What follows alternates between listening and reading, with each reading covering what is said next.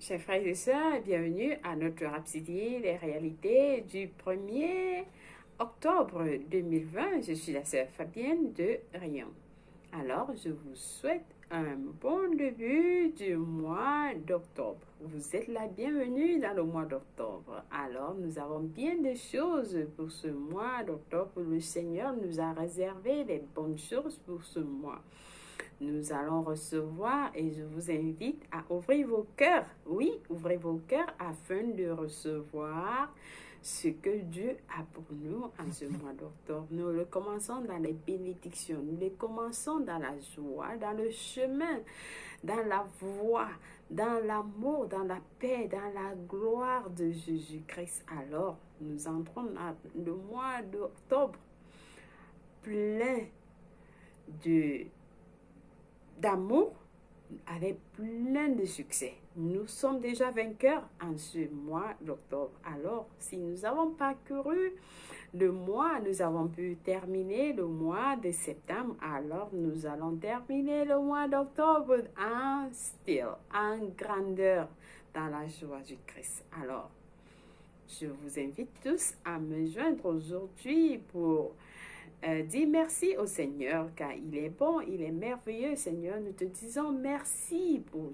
ton amour, pour ta joie, pour tes bénédictions et pour tout ce que tu as pour nous, préparé pour nous en avance. Alors, nous recevons cela avec cœur ouvert. Et nous te disons merci au nom de Jésus-Christ. Amen. Loué soit Dieu.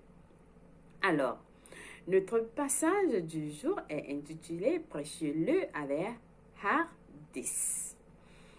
Alors, Pasteur Christ prend ce passage de Acte 1, verset 18.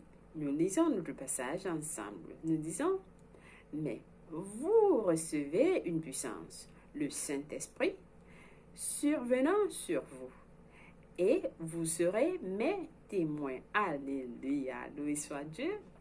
Alors, le pasteur nous fait comprendre que Jésus-Christ est le chemin, la vérité et la vie. Et personne ne vient au Père par lui, selon la parole de Dieu. Oui, Jésus-Christ est le chemin, la vérité et la vie, et personne n'ira vers le Père sans lui, que par lui. Personne n'ira vers le Père que par Jésus-Christ. Alors, soyez convaincus et conquérants par cette vérité. Prêchez-la avec audace. N'ayez pas peur d'être persécuté pour avoir proclamé son nom. C'est-à-dire, ne soyez pas découragés, n'ayez pas peur d'être persécuté, d'avoir proclamé le nom de Jésus-Christ, où que vous soyez. Alors, si vous subissez cette telle persécution aujourd'hui, soyez vainqueurs. Vous êtes vainqueurs et ne soyez pas intimidés, n'ayez pas peur parce que il est le chemin, il est la vie, il est la vérité. Alors, il est avec vous. Même pendant votre persécution, il est avec vous et il va combattre pour vous. Alléluia. Alors, 2 Timothée 3, verset 12 dit, en effet, quiconque veut vivre une vie pieuse en Christ Jésus-Christ sera persécuté. Alléluia. Loué soit la parole de Dieu. Alors vous voyez que la parole même nous dit déjà que nous serons persécutés, mais continuez dans votre marche. Les premiers apôtres ont été battus, menacés avec interdiction pour proclamer le nom de Jésus-Christ. Oui, ils ont été battus. Certains ont été tués parce qu'ils ont proclamé le nom de Jésus-Christ. Mais plutôt d'abandonner face aux autorités religieuses et gouvernementales incrédules, ils ont prêché Christ encore plus hardiment et ont rendu tout Jérusalem tout Jérusalem de leur doctrine selon Acte 5, verset 28. Loué soit Dieu, Dieu soit glorifié. Il y a des esprits antichrist dans le monde aujourd'hui, œuvrant contre la prédication de l'évangile.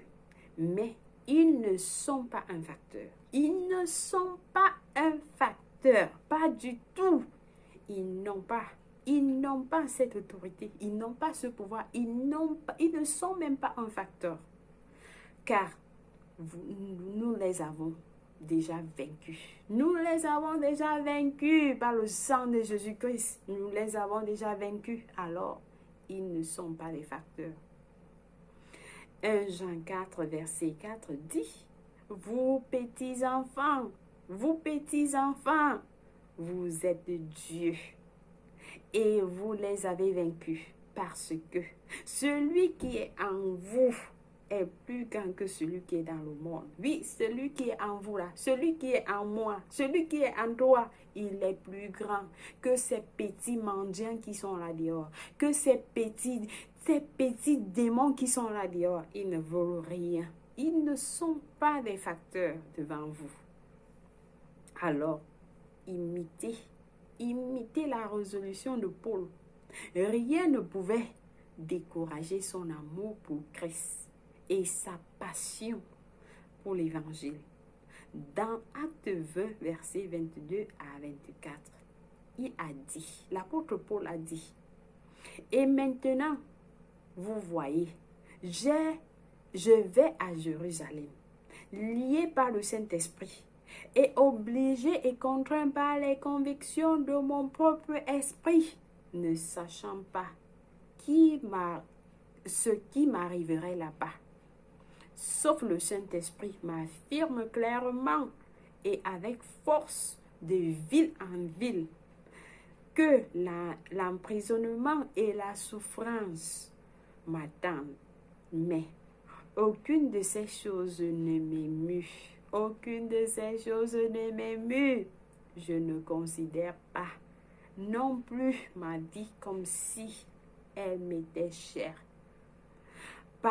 Pourvu que je termine ma course avec joie et le ministère que j'ai obtenu, qui m'a été confié par le Seigneur Jésus-Christ, pour attester fidèlement de la bonne nouvelle, l'évangile, de la grâce de Dieu, sa faveur imméritée, sa bénédiction spirituelle et sa miséricorde. Alléluia. Loué soit Dieu, loué soit la parole de Dieu. Alors, chers frères et sœurs, ayez la même conviction. Ce glorieux évangile qui a été confié vaut tout. Prêchez-le hardiment partout. Peu importe où vous êtes, peu importe ce qu'on va vous dire, prêchez la parole de Dieu. C'est ce que Dieu veut de vous. Les gens vont vous insulter, les gens vont vous appeler des noms.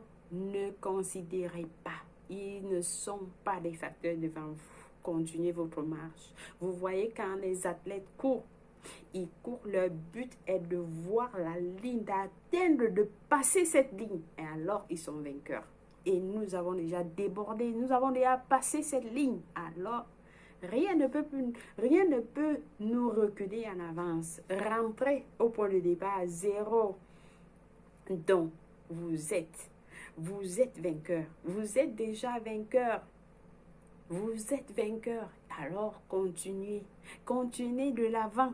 Et rien ne va vous empêcher, rien ne va vous bouger parce que vous connaissez là où vous êtes. Vous êtes les enfants de Sion, vous appartenez à Dieu. Il a dit, il nous dit, vous êtes les petits enfants, vous êtes de Dieu.